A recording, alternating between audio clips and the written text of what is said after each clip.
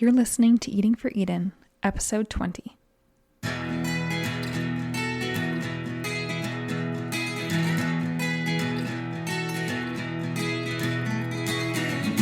When it comes to doing something about climate change, your food choices matter.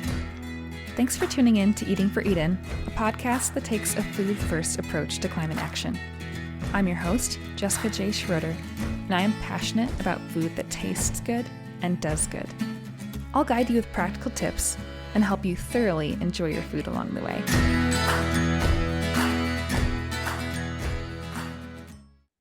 Thanks for tuning in to Eating for Eden. I'm thrilled to welcome another guest to the show today, Dr. Matthew Nagra. Dr. Nagra is a naturopathic doctor with a focus on nutrition and lifestyle and a passion for education. He uses his social media platform to provide balanced and nuanced nutrition information so the public can make informed choices about their diet, and he has been invited to speak to medical professionals across Canada, the US, and the UK. Further, he has made contributions to plantbaseddata.org and has acted as a fact checker for numerous best-selling books, including The Proof is in the Plants by Simon Hill. Dr. Nagra, thank you for joining me today. Thanks for having me on and for that nice introduction. Sure thing. As regular listeners to the show will be aware, while the focus here is considering how what we eat impacts the environment, it's also crucial to consider other factors of our food choices. The more we understand about the multifaceted impact that our food choices have, the better equipped we will be to consistently make the best choices we can. So today we're diving back into nutrition with a particular emphasis on soy. Soy is a topic rife with misunderstanding, confusion, and lingering myths. Soy foods are both high in protein and have a low carbon footprint, so it's important for those considering plant-based ways of eating to reckon with this major category of food. So that's why I think that it's great to have you, Matt, here to talk about this. I think you're just the person to help us cut through some of that confusion. But before diving specifically into soy, I'd love to hear a bit more about your story. I understand that part of how you ended up where you are today tracks back to experiences that you had growing up. So would you be willing to share a bit about your personal journey to becoming a doctor of naturopathic medicine and maybe even helping clarify how that differs from a typical Yeah. MD? Yeah. So, it's really started when I was in I'd say throughout my youth, but especially in my teens, where I did struggle with some health issues. I had asthma, and at some points was quite bad. There was one in particular, scary episode. I struggled with, allergies. I know they're very common. My skin would break out. I struggled with weight management, even though I played every sport imaginable. And it wasn't until I had a personal trainer who promoted more of a plant-based diet sort of approach. He wasn't like vegan or anything like that, but definitely promoted shifting that direction. And he wanted me to record everything that I ate, do a food diary for a couple weeks. And this was the point where I was like, man, my diet's so bad. It's quite the opposite of what he preaches, and so I wanted to sort of impress him in a way. And so for a couple weeks there, I shifted my diet quite a bit. I got rid of a lot of the common ultra processed foods, things like sodas, potato chips, and so on. I started having a lot more smoothies, much more fruits and vegetables. I reduced my meat intake, and I actually got off dairy at that point. And that's when I noticed my skin clearing up. I started losing weight, something I struggled with for a very long time. And my asthma seemed to be doing a bit better as well. And so that's what initially opened my eyes to, well, potentially nutrition does play a role in our health. And that's something that I think a lot of people in their mid-teens probably don't care much about or think much about. And from then on, I just sort of stuck with that, and I would continue reading, learning. Now, at that point in my life, I wasn't super familiar with the scientific literature, how to read it, interpret it. So I was getting a lot of info from things like blogs and books and sources that I'd say a lot of people go to, not always the most evidence-based. And I certainly went down some routes that maybe weren't so evidence-based, but eventually got to where I am now. Mhm. Now, when I was in university in my undergrad, I studied microbiology, and it was actually in my second semester that I realized, you know what, I'm eating a lot more cafeteria food, drinking on the weekends with my friends, and I just noticed that my health wasn't where it was prior to entering uni. And that was where I went just like cold turkey overnight, 100% plant-based. I decided on the spot and I stuck with it ever since. And that was in 2011, early 2011. And that is what ultimately brought me to adopting that diet. And then later that year, I also watched the documentary Earthlings, which is more related to the ethical side of our diet and where animal foods come from, what has to happen in order for us Hmm. to get that on our plate. Yeah. And that is what keeps me 100% plant-based. So, as somebody who is vegan, I understand there are a lot of people out there who might, think of me as quite biased because of that. I would very openly say that I don't think there's an advantage to eating 100% plant-based over, say, 90% plant-based. I mean, I think it's pretty clear that the evidence points towards a plant predominant diet as being healthiest. So whether that's Mediterranean or if it is perhaps strictly plant-based. But the reason to stick, or at least one of the big reasons to stick to that 100% side, is the ethical implications. And then, as you mentioned, the environment plays a role as well for a lot of people. Sure. I'm curious too, what as I'm hearing you say, terms like vegan and Mm, plant-based, from your own journey, you did say that you started introducing a lot more fruits and vegetables and lessening things like soda and potato chips, because I feel like sometimes people will rag on like a plant-based diet yeah, because they're like, well, potato chips are plant-based and so is soda and whatever. It's like, yeah. it sounds like what you were saying is emphasizing it's not just a particular label, but it's the quality of the foods that you're consuming, right? Mhm. Yeah, so I mean, veganism it's a like moral framework. It's not just a diet, so it comes down to like the Right. clothes. So for example, when I buy a belt, I don't buy a leather belt. Like Mm, there are other things that come into play. With diet, I would refer to it as a like a plant exclusive diet. So it's only plants or strictly plant-based right. diet. There's a bunch of different ways you can refer to that. A plant-based diet as a whole refers to a diet that is predominantly plants, typically. So it doesn't have to be 100%. It could be Mediterranean diet, again, could fit into Hmm. the mold of a plant-based diet. And and then there will be people who have, say, sub categories like whole foods plant-based, which is very descriptive, specifically focusing on whole foods. And so there are different routes to go. But yeah, at the end of the day, when it comes to a healthy plant-based diet, you obviously want to focus on those foods like the fruits, veggies, legumes, etc. So there are many, many different ways to do it, just like there are healthier and less healthy animal foods. I mean, something like a sausage is probably on the not so healthy side, but then some things like low-fat dairy products or fish can be on the healthier side. And so there are options within that realm as well, and that's where you make those decisions, obviously based on like ethics and environment and all of that. I also realized I didn't actually get to the naturopathic medicine parts. Maybe I can touch on that a little bit. Sure. So when I was in my undergrad, I knew I wanted to go somewhere in the realm of healthcare. I thought about going the medical route, even thought about dietetics at some points because I was very interested in nutrition, especially around that time as I was for those few years leading up, learning a fair bit about it. Um, but I thought of like, how can I meld those two? And I actually had one of my instructors in undergrad suggest speaking with their naturopathic doctors. There's actually a couple, so two of them. And so I spoke with them and I shadowed them for a few days, and I liked what I saw. I was very actually kind of surprised that yeah, they do prescribe medications. They see a lot of things that family doctors might see, but they also focus on diet and lifestyle, and they have access to different sorts of modalities. And I thought it would be a good way to incorporate both into my practice. At the same time, I understand that there are certain connotations as far as like not so evidence-based practices within the field, and I certainly try to steer clear of those. But it's very different in different jurisdictions. So Mm. one thing I will say is that like here in British Columbia, Canada, we are regulated. You start doing things that are let's say on a far flip side from where the evidence points, and you could be reprimanded for that. There, we are much more, we'll say, pro medication. We have pharmaceutical classes that we can take and certifications that we can get so we can prescribe and that sort of thing. So it is different than, say, if you were to go to Australia or maybe certain states or provinces where it's not regulated. I know much of Europe where basically anybody can call themselves a naturopath or naturopathic doctor, and there is no regulation, and you can sort of practice anything. So there are differences there. And so the way that I practice, or at least aim to practice, is much like a family doctor might, but with a larger emphasis on the diet and lifestyle where relevant, of course.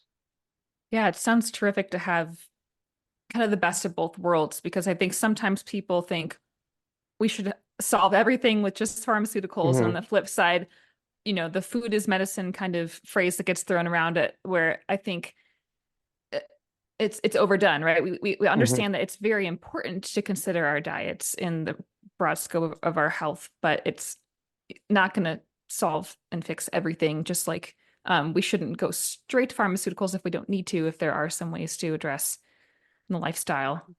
Yeah, and what's really funny about that is if you look at clinical practice guidelines for a number of very common issues, like say, I don't know, high cholesterol would be an easy one, or blood pressure. You look at the guidelines, and they pretty much always start with lifestyle. It's almost Mm. always the first thing you're supposed to try. Whether or not that is recommended, who knows? But yeah, you try that. If it works, great. If it doesn't work, or maybe partially works, then yeah, you push it over the edge with the addition of pharmaceutical therapies if needed, or other. I mean, there's a bunch of different options there. So, yeah, it is actually built into the like medical model. It's just a matter of how commonly is it practiced, and do patients really adopt those changes, which is also a concern. The fortunate thing for me doing what I do, and what I'm known for, I tend to get a lot of patients who are willing and ready to start making some lifestyle changes. So it's maybe a little bit easier for me to implement some of those versus you look at maybe the general population who's going into their family doc. Are they really wanting to make Yeah. sometimes significant dietary changes? It's probably not really the case for a lot They'd of rather have a people. slip of paper, Yeah, right?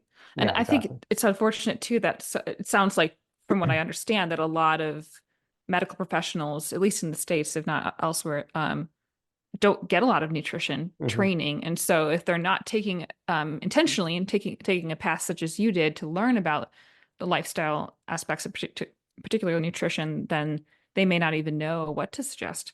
Yeah, that's the other problem. And referrals from colleagues of mine, and I don't know exactly what the statistics would be, but from colleagues of mine who have now gone through medical school, I've heard that referrals to dietitians and stuff are pretty sparse. They're not maybe made as much as they could be, and that might be a resource issue. I don't know, but it's just something to think about as far as like reasons for why there are these Mm. differences and maybe challenges with that model. But obviously there are tons of positives to it as well, as far as what is available. In the States, I'm not sure of all the ins and outs, but at least here in Canada. Yeah, yeah. Well, thanks for that context. That's really helpful Mhm. as we move into the rest of the episode. I would love to dive on into soy if you're ready for Mhm. that. So one of the first podcast interviews of yours that I ever encountered focused on soy, and it was probably one of your episodes with Simon Hill on the proof.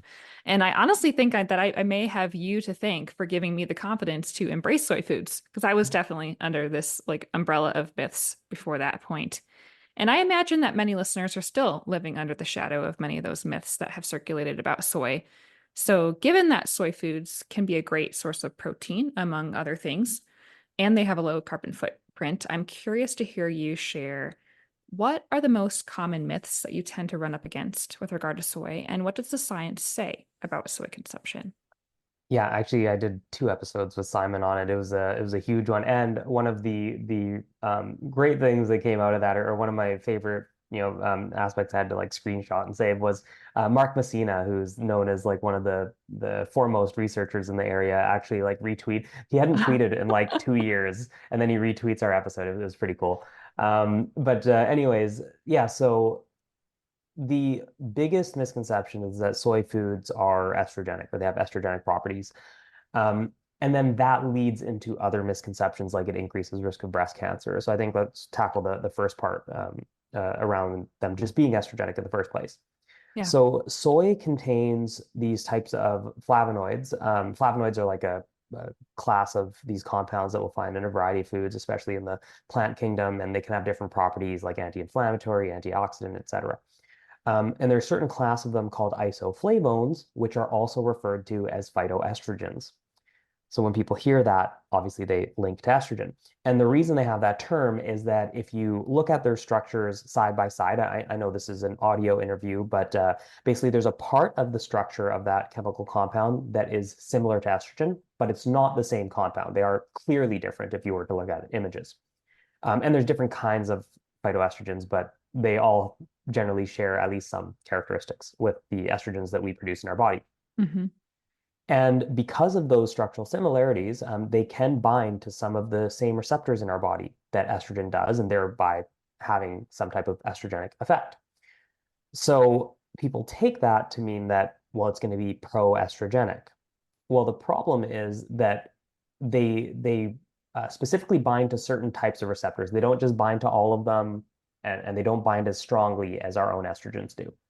And so the types of receptors that they bind to, known as the beta receptors, these ones have anti-estrogenic properties in our breast tissue. So a pro-estrogenic response would potentially increase risk of breast cancer, but an anti-estrogenic response would potentially do the opposite. And we'll get to that data in a little bit, what actually happens. In bone tissue, those receptors have pro-estrogenic effects, which is a good thing. That helps maintain bone mineral density, and that's one of the reasons that in like postmenopause, women are at higher risk of fracture and reducing bone mineral density. So just based on speculation around that, we can actually expect good results from soy as it pertains to hormones. But there's a couple other cases or areas where we see these concerns arise. So one of them is that there is research done in rodents where they'll give them these phytoestrogens and they'll run into issues. They'll maybe develop cancer, have other hormonal effects. But there's a couple problems there. For one, we aren't rodents, and there is actually research suggesting that we metabolize these phytoestrogens differently than rodents do. Mm. And the other problem is they give them just ridiculous doses. If you were to extrapolate that to our body size, like it would be more than you could ever consume in a day. And Wow. a lot of the time, or I don't know actually if it's the majority or not, but in a number of cases, they actually inject them as well. So it's not oral consumption. So Yeah. there's a bunch of issues with extrapolating that data to humans. There are, however, a couple case studies. So these were individual cases of men who were consuming in the ballpark of, I think it was as low as 12 to as high as about 20 servings of soy a day. And so this is a ridiculously high intake, higher Hmm. than I would ever recommend. Not for fear of estrogenic effects or anything like that, but even just on the basis of, well, you're not eating a varied diet in Yeah. that respect. And they did run into some problems. So one of them was having struggling with erectile dysfunction. Another one noted some breast tissue growth, but it's not clear if it was due to the soy or not. It could be because that was obviously a factor, but it could be due to the fact that they just had a really poor diet overall, Yeah. as far as quality, or it could be non-diet related as well. We can't rule that out. Um, Nonetheless, even if we were to accept that it was the soy, it's a ridiculous amount. So we don't really have to worry about that. What would be better to look at are randomized controlled trials done in humans. So you take a group Hmm. of people, you split them in half, half get soy, half get some other food or a placebo if they're doing them in like pill form. They might do the phytoestrogens in pill form versus a placebo. And in those cases, we have meta-analyses of dozens of trials now, both in men and in women. And you don't see any clinically significant, clinically meaningful effects in men or women as far as testosterone or estrogen levels. And the limited evidence we have actually looking at things like fertility, erectile function, menstrual cycle, regularity or length, we don't see any concerning results. And these are studies that go up to, on the high end, like five-ish servings a day. So up to that point, at least, we can be pretty confident that in adults, there aren't any major concerns. In kids, there's less data, but there's still data up to a few servings a day. And again, we don't see any real concerns. So based on the highest quality data by far, so not done in rodents and not just individual cases where they're having ridiculous doses, we see that soy consumption doesn't have any meaningful effect on hormone levels. And as you noted, it's a great source of protein. It's overall a great source of nutrition. And we do have studies comparing soy protein to even whey protein, which is considered like the gold standard, suggesting that it promotes similar muscle and strength gains as well. So that's actually a good reason to be consuming those foods. So any questions about that before we dive into like actual health outcomes? Um, this may come in the next section, but I noticed you said that there there weren't any meaningful changes in hormone levels, and I'm guessing that that means that there was nothing to be concerned about. But I'm curious. I imagine we're Yeah, probably going to get into potential I see. benefits. Is Mhm. that where we're headed? Yeah. So as far as measuring testosterone or estrogen levels, there were no statistically significant results. So all like the results as a whole were compatible with basically no change. No change. Yeah. And if there was a change, it was likely incredibly small and not to be a problem or Right. matter one way or another. So anyone Um, who's thinking, yeah, I'm a guy, I shouldn't be like, I don't want my testosterone to yeah, drop or whatever. It's yeah. like, don't worry, it's not going Yeah. to. So actually, what's really funny about that is if you look only at the studies with the higher doses, so these would be studies that would give the equivalent of, I believe it was three or more, maybe four or more. We'll say three or more servings of soy or like tofu or soy milk per day, on average, led to higher testosterone levels. So again, it wasn't statistically significant. It wasn't a huge change Mhm. anyway. And those results could be due to chance based on what we found. But like, if anything, if we were to speculate, there was possibly a slight increase in testosterone, which is just ironic. It is ironic. Yeah. Yeah. Yeah, but anyways, I guess diving into some health outcomes, like breast cancer is the big one. And as I noted, as far as breast tissue, the phytoestrogens, if anything, likely have an anti-estrogenic effect. And when we follow people who consume soy over long periods of time, compared to those who don't eat soy or consume very little soy, those who consume more actually have a lower risk of developing breast cancer. And in breast cancer survivors, there are at least a small handful of studies on this. It reduces the risk of recurrence or death in those with previous breast cancer diagnoses. So, if anything, it's beneficial. And this is recognized by the American Cancer Society, the Canadian Cancer Society. They actually have notes about soy in there. They aren't saying that it's clearly going to like absolutely reduce your risk, but what they say is that there isn't any good evidence of harm, and the overall balance of evidence suggests benefit. Mm. So not a reason to shy away, if anything, a reason to possibly include some in those cases. And then as far as men, I mean, there is some research on prostate cancer risk, possibly reducing risk, and those results are most clear when replacing dairy with soy. So replacing, say, dairy milk with soy milk, because dairy is associated with a higher risk. So that was potentially a good swap. And there were a couple large reviews that were published within the last, I want to say, 4 or 5 years, two separate reviews that looked at a number of health outcomes. And there were reductions in risk of a number of cancers, reductions in risk of cardiovascular disease, type 2 diabetes, based on the balance of evidence.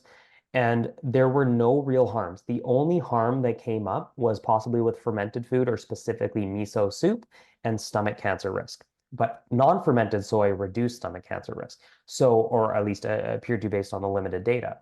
So what is likely going on there is that miso, in particular, and other fermented foods, they're very high in sodium content, typically. Hmm. And high sodium intake is actually associated with a higher risk of stomach cancer. So it's not the soy necessarily that's the problem, is the fact that they're loaded with salt, and the salt is the problem. So that's something to be mindful of. But we're talking huge servings, like huge doses. So with the miso soup, it was something like 3 or 5 servings a day. I can't even remember, Wow. or cups worth. Like it was a huge dose that was associated with the higher risk. Which you're only really going to see in certain Asian populations where they are having it with essentially every Sure. meal. Sure. That makes sense. I'm pausing to think if I have any questions at this point. Did you get to finish what you were Yep, saying? yep. Okay. Um,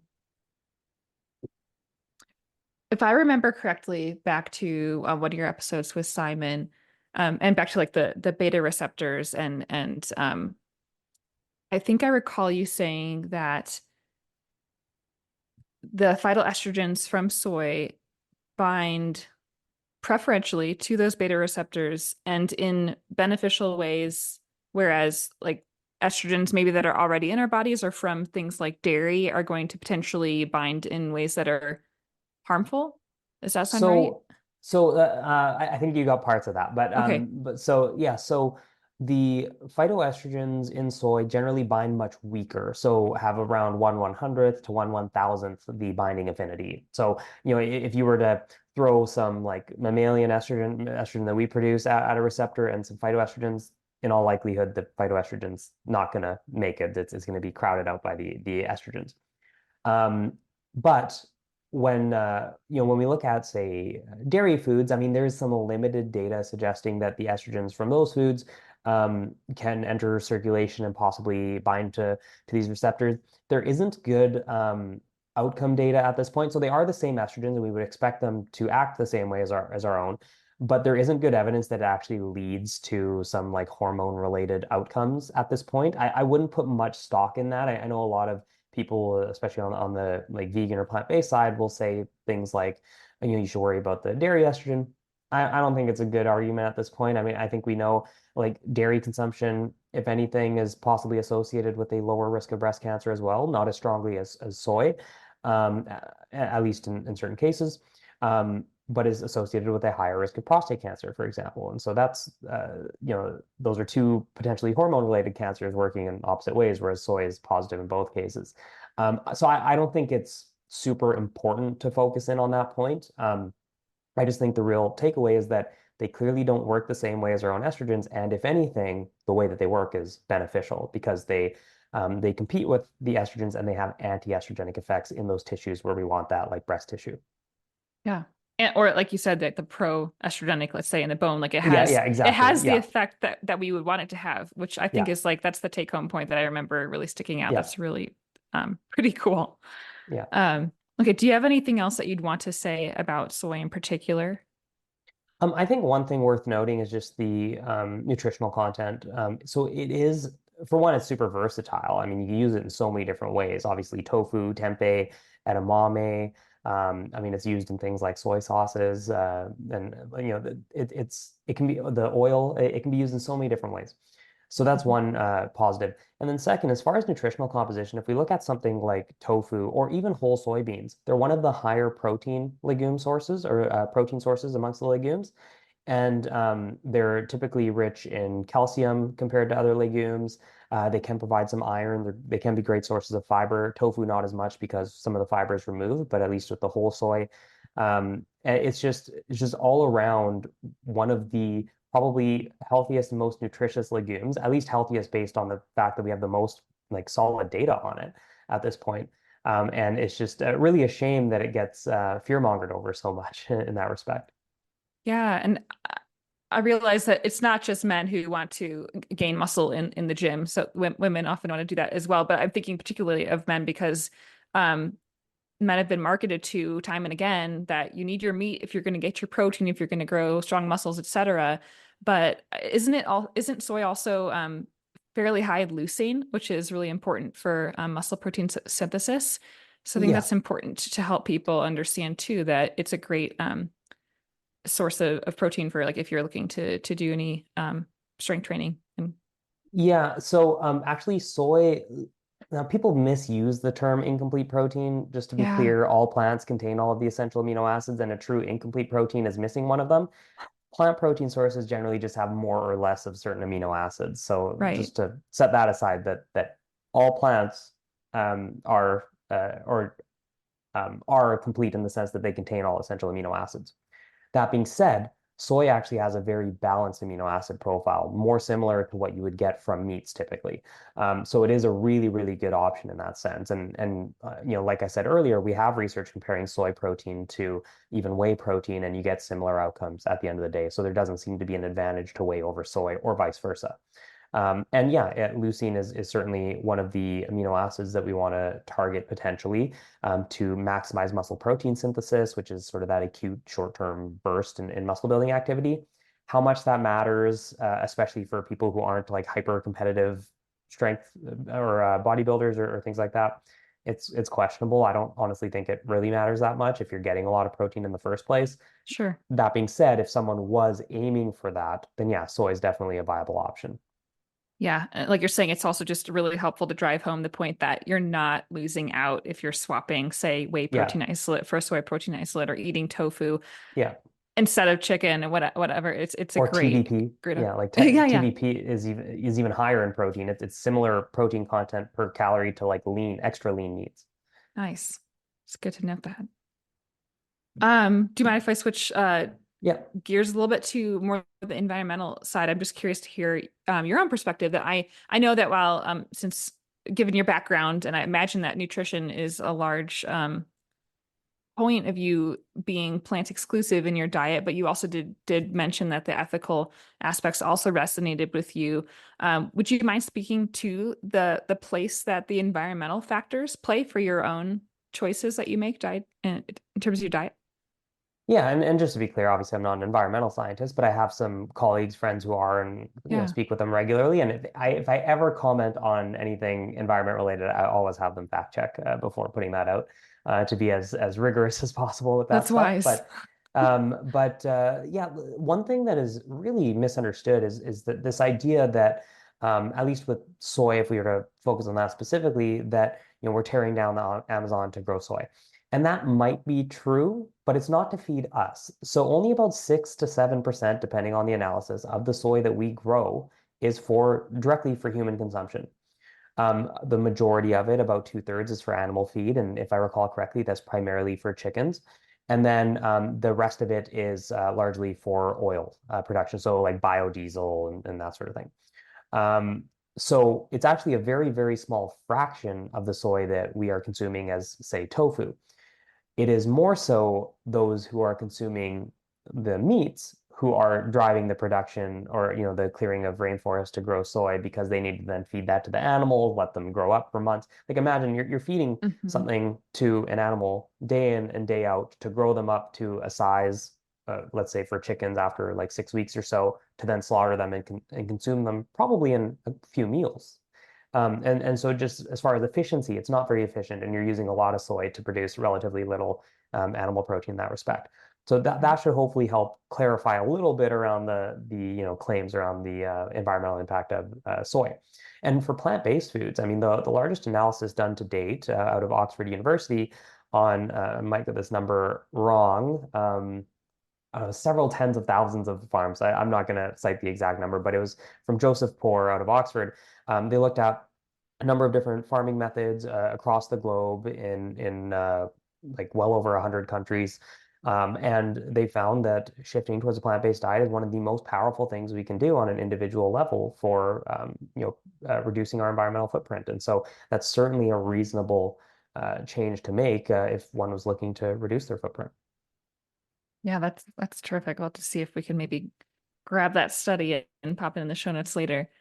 I'm glad that you mentioned the idea of efficiency of taking so much land and just plant energy that we have grown out of the ground to feed into animals to then feed us. It's a very inefficient system when we have limited resources to feed a hungry and growing planet. So that's a great point Yeah, and to just make. to put some added perspective on that, we use about 83, I believe it was 83 exactly, but we'll say over 80% of farmland, to grow 18% of calories, or to produce 18% of calories, because that is the animal protein. So we use the most of the land to produce animal protein, which then only contributes about 18% of calories.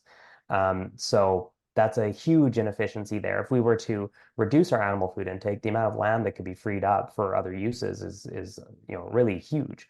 We wouldn't need anywhere near that amount to support a plant-based agricultural system.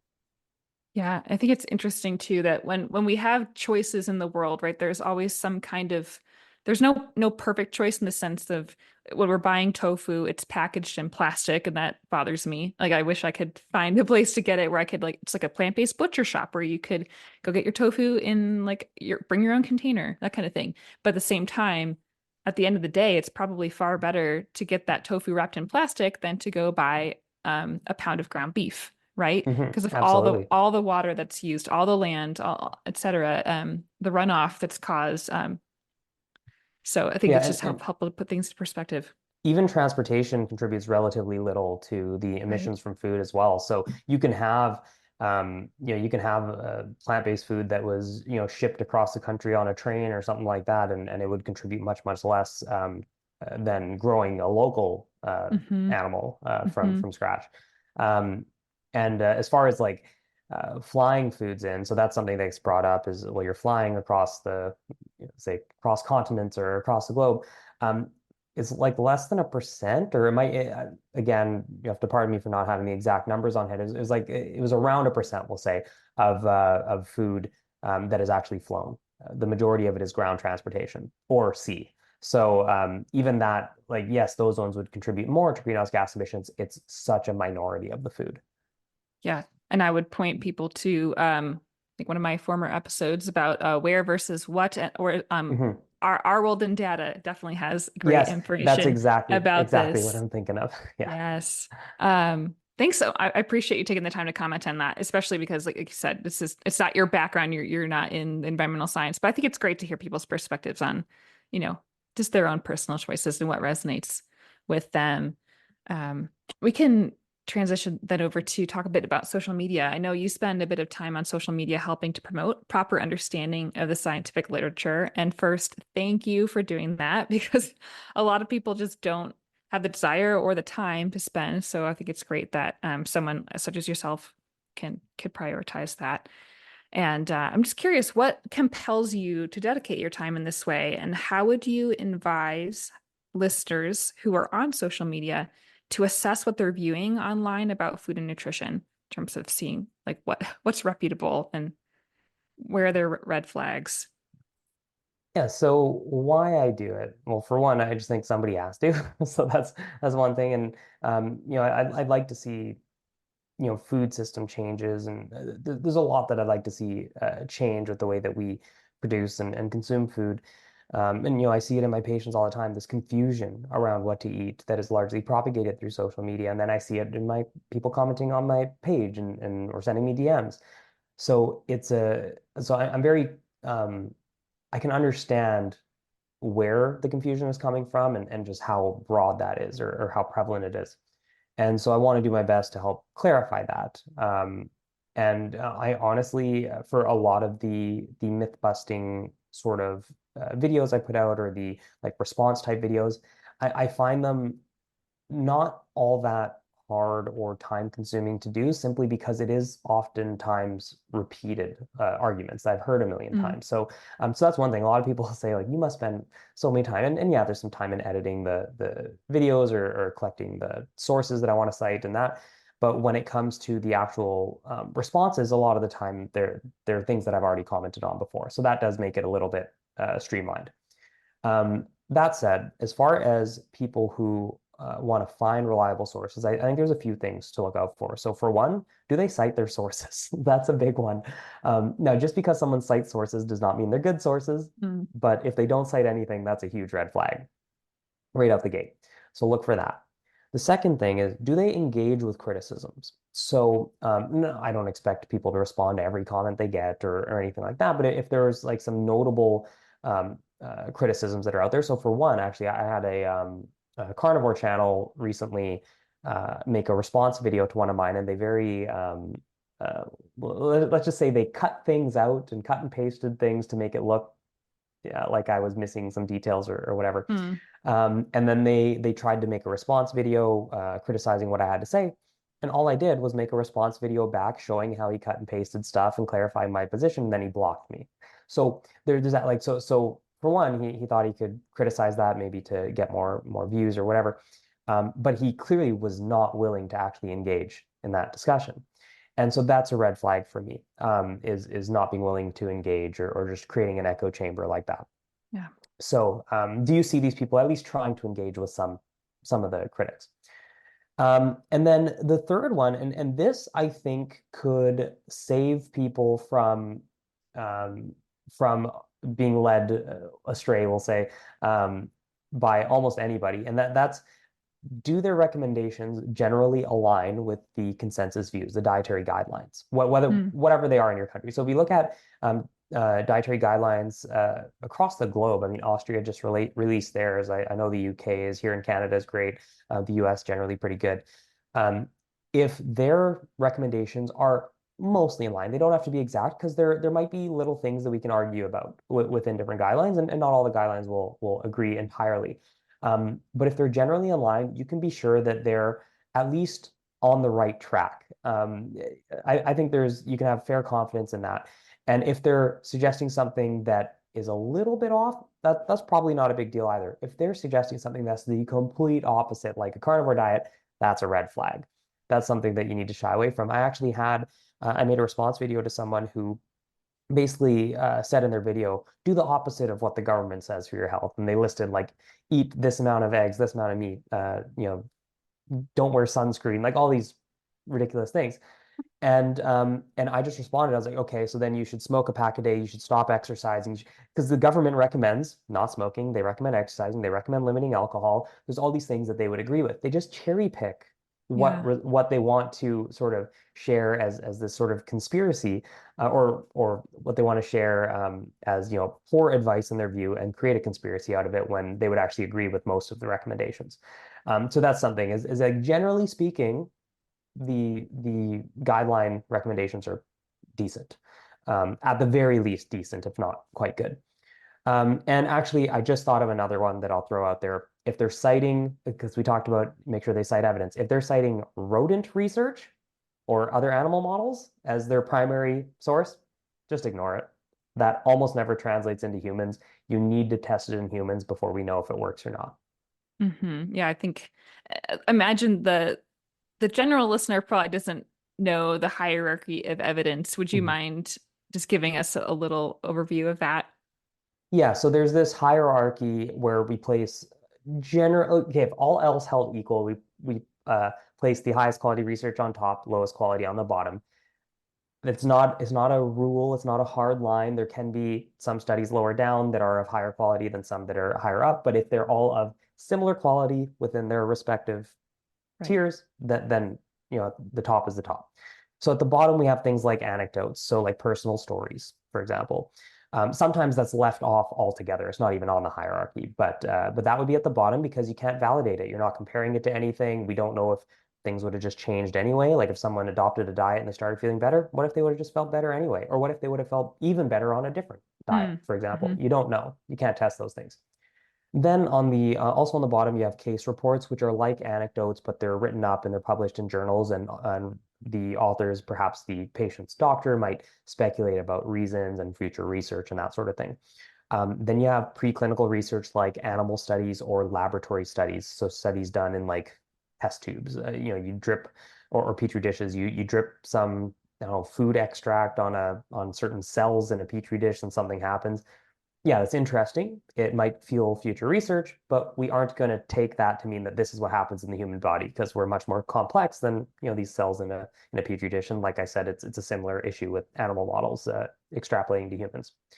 Then you get into some of the observational data. So also near the bottom, you'll get things like cross-sectional studies. So this is where you look at a population at one point in time and sort of draw correlations between an exposure and outcome. So you might, let's say, actually a good example would be dairy consumption and peptic ulcers.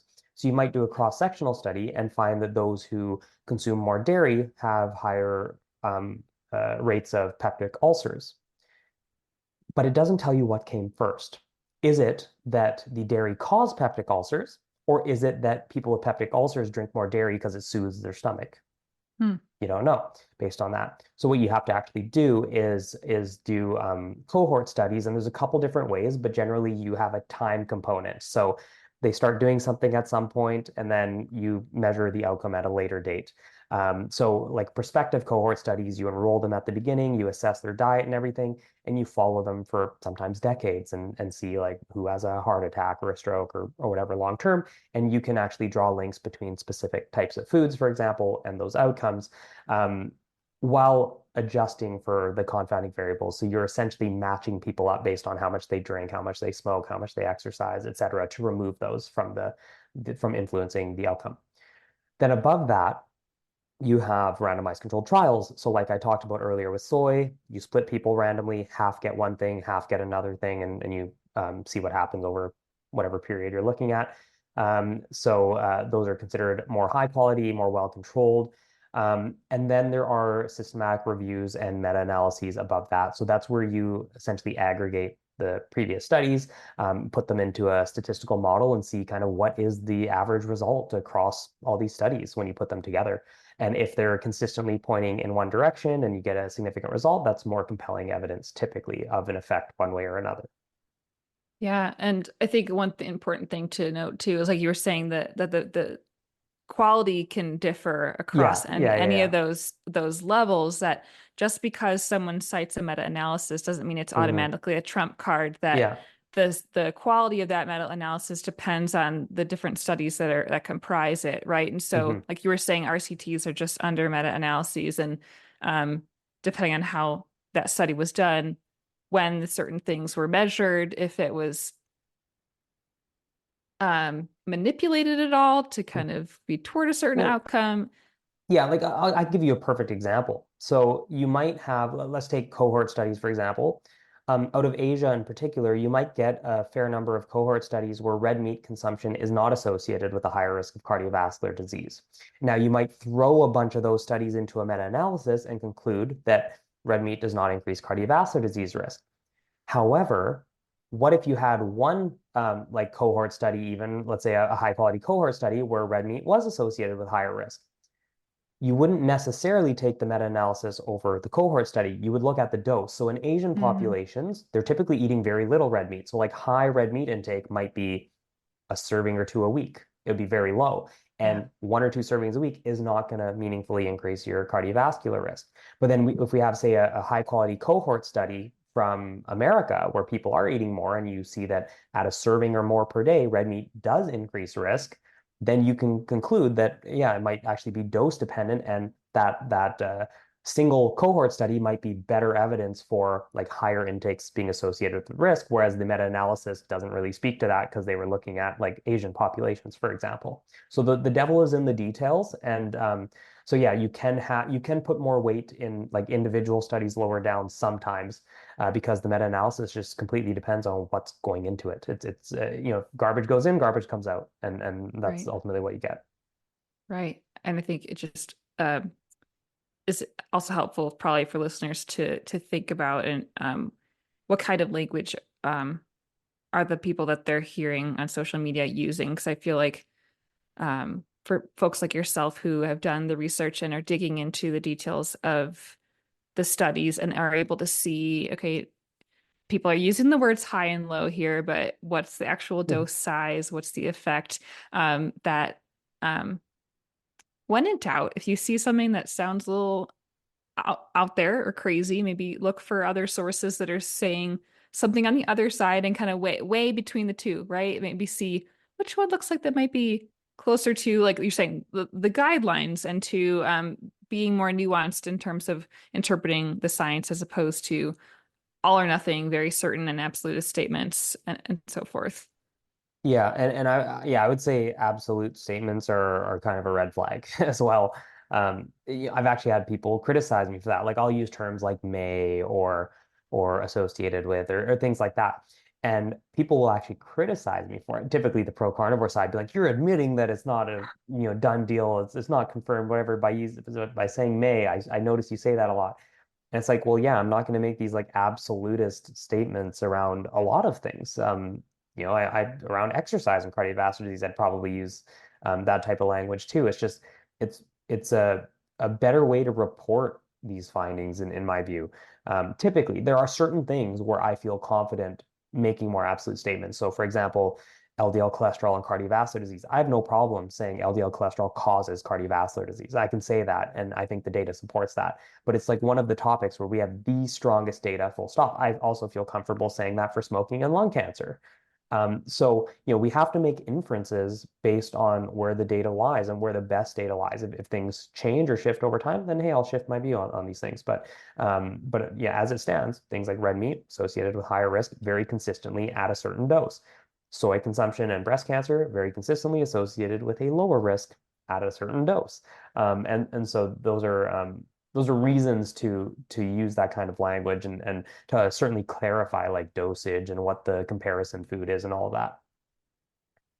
Yes, very much so. We'll definitely make sure that people have links to your social channels so that they can get well informed information about nutrition. Um, as we come to the close here, I'm curious, and I'm sure that other listeners would be curious to know, like, what does a typical day's food look like for you? Like, what does a doctor of naturopathic medicine put on his plate? I actually made a video recently doing a day in the life, and then I did the All right. nutritional breakdown and stuff too, so people can see that. But it was just like last week. But anyways, I'll just give that day. Obviously, it varies a little bit day to day, but in the morning, I had coffee and oatmeal.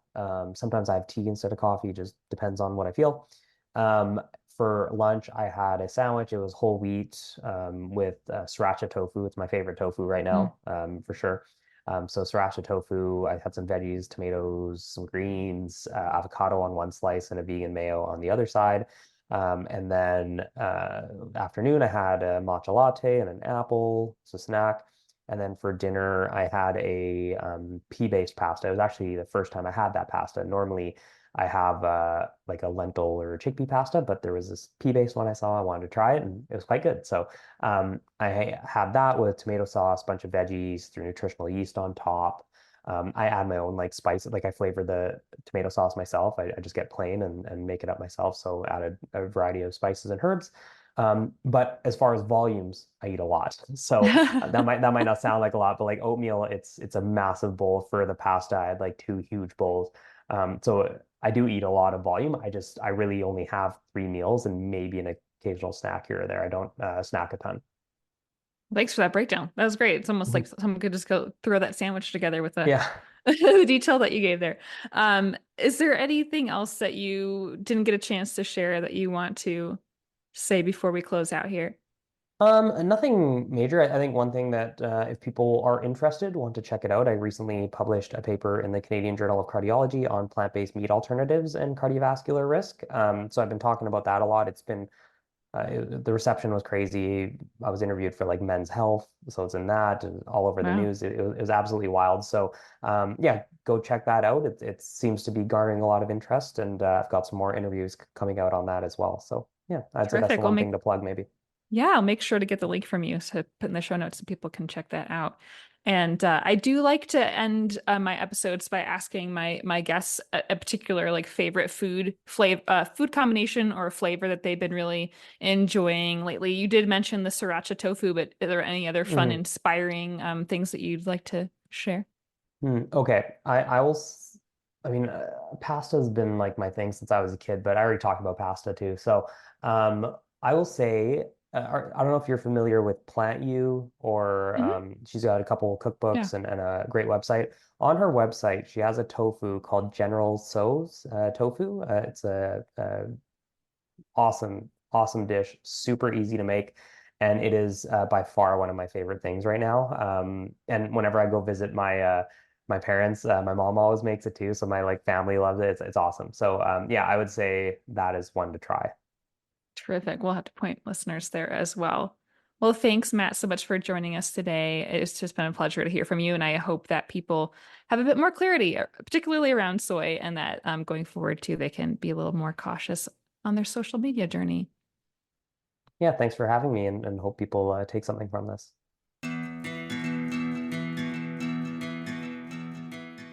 If you have questions or topics you'd like me to address here on Eating for Eden, I'd love to hear from you.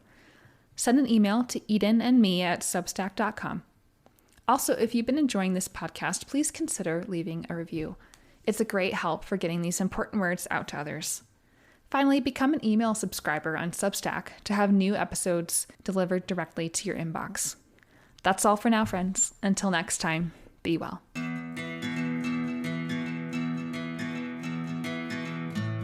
Thanks for listening to Eating for Eden. If you found this episode informative or inspiring, please consider sharing it with a friend.